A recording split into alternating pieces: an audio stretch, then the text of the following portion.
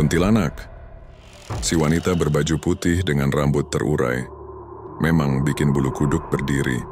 Bayangkan saja, wajahnya yang rusak parah lengkap dengan tangan yang panjang dan kukunya yang tajam, ditambah lagi dengan wajah yang terbakar dan bau yang tidak enak. Sosoknya yang menyeramkan ini seringkali membuat orang bergidik ketakutan. Hantu kuntilanak memang tidak asing lagi di Indonesia, dan bahkan telah menjadi legenda yang terkenal di negara-negara tetangga seperti Malaysia dan Singapura. Cerita tentang penampakannya telah menyebar luas, menjadi bagian dari kisah-kisah seram yang sering dibagikan dari satu generasi ke generasi berikutnya. Lantas, apakah kalian tahu bagaimana asal-usul hantu kuntilanak ini? Saksikan kisah selengkapnya hanya di channel Berbagi Cerita. Cerita tentang kuntilanak pertama kali muncul di Kalimantan Barat. Legenda ini dimulai dengan pembangunan sebuah kota baru yang terletak di persimpangan dua sungai besar, yaitu Sungai Kapuas dan Sungai Landak, sekitar tahun 1777. Pendirian kota tersebut dipimpin oleh Sultan Syarif Abdurrahman. Proyek pembangunan kota ini dianggap penting karena posisinya yang strategis di pinggir sungai, yang menjadi titik kunci dalam rute transportasi. Proses pembangunan berlangsung lancar, sesuai dengan rencana tanpa hambatan yang cukup berarti. Proyek pembangunan kota itu melibatkan banyak orang, termasuk warga lokal dan juga mereka yang datang dari daerah lain. Mereka yang jauh dari tempat tinggalnya, memilih untuk tinggal di saung yang telah disediakan, yang berada tak jauh dari lokasi pembangunan. Karena proyek pembangunan kota berlokasi di tengah hutan yang lebat, material yang digunakan dalam pembangunan diambil dari sumber daya alam sekitar, termasuk batu dan kayu yang tersedia dalam jumlah besar.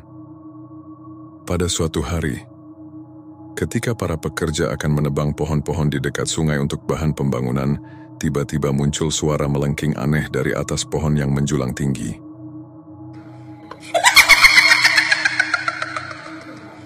Sebagian pekerja mengira mungkin itu hanya suara dari seekor burung atau suara hewan yang tak pernah mereka dengar sebelumnya. Akan tetapi setelah mendengarkan secara seksama, mereka kemudian tersadar bahwa suara itu bukanlah suara burung, melainkan suara itu mirip suara seorang perempuan. Kehadiran suara menyeramkan itu membuat imajinasi para pekerja menjadi liar. Rasa takut yang ditimbulkannya menyebabkan mereka panik dan berlari untuk menghindar dari lokasi tersebut. Ternyata, bukan hanya para pekerja yang diganggu oleh suara misterius itu. Namun para nelayan yang melintasi area tersebut juga sering mendengar suara yang sama. Menurut cerita dari orang-orang yang mengaku pernah melihatnya, makhluk tersebut berwujud seperti wanita dengan wajah menakutkan yang mengenakan gaun panjang berwarna putih. Seringkali ia terlihat berayun-ayun di atas pohon-pohon yang tinggi. Masyarakat setempat yang mengetahui tentang entitas ini lantas menyebutnya sebagai Pontianak atau Kuntilanak. Setelah peristiwa yang menakutkan itu, para pekerja yang tadinya merasa nyaman, tinggal di saung kini merasa ketakutan. Apalagi pohon angker yang dihuni oleh sosok kuntilanak itu berada tak jauh dari saung mereka. Ketakutan itu semakin mereka rasakan ketika malam hari.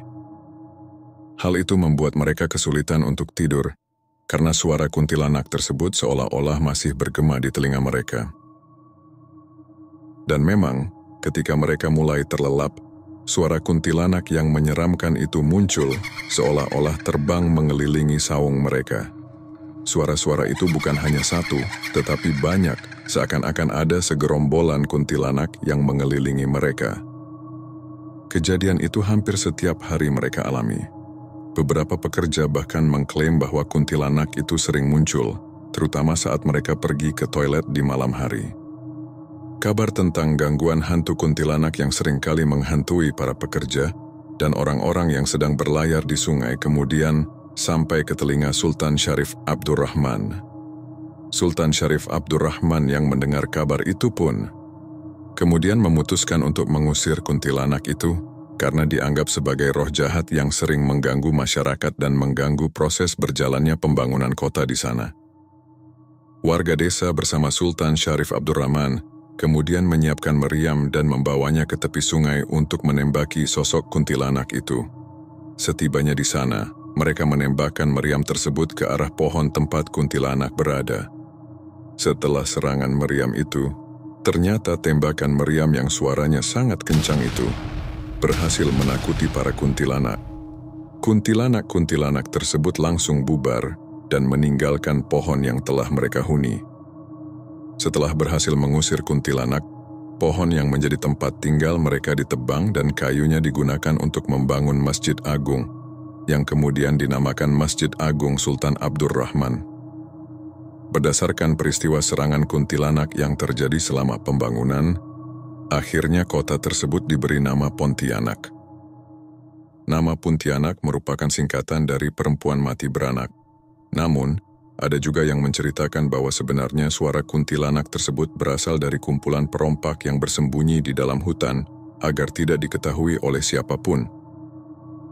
Sebab, daerah tersebut masih tertutup rimbunnya hutan, sehingga suasana seperti itu akan terasa aman bagi mereka. Sementara peluru meriam jatuh di dekat perempatan Sungai Kapuas dan Sungai Landak yang kini dikenal dengan nama Bering. Versi yang lain menyebutkan nama Pontianak berasal dari pohon punti, atau pohon yang sangat tinggi. Hal ini karena Pulau Kalimantan dahulu terkenal dengan kepulauan yang banyak ditumbuhi pepohonan yang tinggi, maka lahirlah nama Pontianak tersebut. Penyebutan pohon Ponti ini terbukti dari isi surat antara Hussein bin Abdul Rahman Al-Aidrus kepada Syarif Yusuf Al-Qadri. Selanjutnya ada juga legenda versi lain yang menyebutkan Pontianak berasal dari kata Pontian. Hal ini dilatar belakangi dari posisi kota Pontianak yang strategis sebagai Pontian. Pontian artinya pemberhentian atau tempat singgah. Jadi selain menceritakan kemunculan pertama kali sosok kuntilanak, kisah ini juga menceritakan tentang asal-usul kota Pontianak.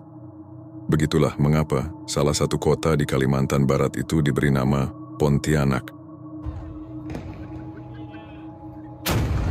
Bahkan dahulu masyarakat Pontianak masih melangsungkan tradisi festival tahunan, yaitu menembakkan meriam, sebagai simbol pengusiran kuntilanak. Buat kalian yang tinggal atau berasal dari kota Pontianak, silahkan tanyakan kebenaran cerita ini ke orang tua kalian, dan jawabannya tolong tulis di kolom komentar.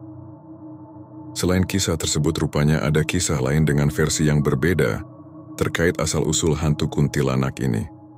Sebagian masyarakat meyakini bahwa sosok kuntilanak ini berasal dari seorang perempuan yang meninggal saat proses melahirkan, dan anak yang dikandungnya juga ikut meninggal di dalam rahimnya. Tak hanya itu, ada juga yang beranggapan bahwa sosok kuntilanak dulunya adalah seorang perempuan yang mengalami sakit hati. Konon perempuan tersebut kemudian diusir dari rumah lantaran membuat sebuah kesalahan. Kecantikan sang perempuan terhalang kesengsaraan dan rasa sakit yang ia derita karena telah kehilangan kehidupannya. Akhirnya sakit hati yang ia rasakan membuat dirinya berubah, baik sifat, perilaku maupun penampilannya. Kemarahan membuatnya sering berteriak marah dan kecewa. Kesedihan membuatnya menangis kemudian tertawa. Kekecewaan membuatnya tidak lagi mengurus diri sehingga rambutnya tumbuh tidak beraturan dan pakaiannya pun sangat usang. Sampai suatu hari sang perempuan telah sampai di puncak penderitaan dan kemudian meninggal dengan merana. Kematiannya yang tidak wajar membuat sang perempuan bangkit dari kematiannya dan bergentayangan sebagai hantu kuntilanak. Saat bergentayangan, tempat pertama yang ia tuju adalah sebuah pohon besar yang berada di dekat rumahnya. Maka dari itulah kuntilanak selalu identik dengan sebuah pohon besar. Sahabat berbagi cerita. Apapun cerita di baliknya, yang pasti, tidak sedikit masyarakat yang mempercayai keberadaan sosok kuntilanak ini. Bagi kalian yang juga percaya keberadaan sosok kuntilanak ini, kami berharap kalian hidup berdampingan dengan rukun.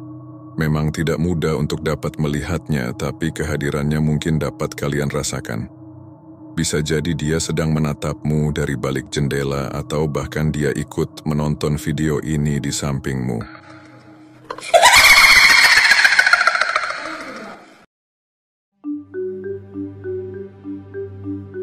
Terima kasih sudah menonton video ini sampai habis. Jika Anda suka dengan video ini, Jangan lupa like, komen, dan subscribe channel ini. Jika Anda punya cerita seru lainnya, silakan bagikan di kolom komentar. Sampai jumpa di video selanjutnya. Wassalamualaikum warahmatullahi wabarakatuh.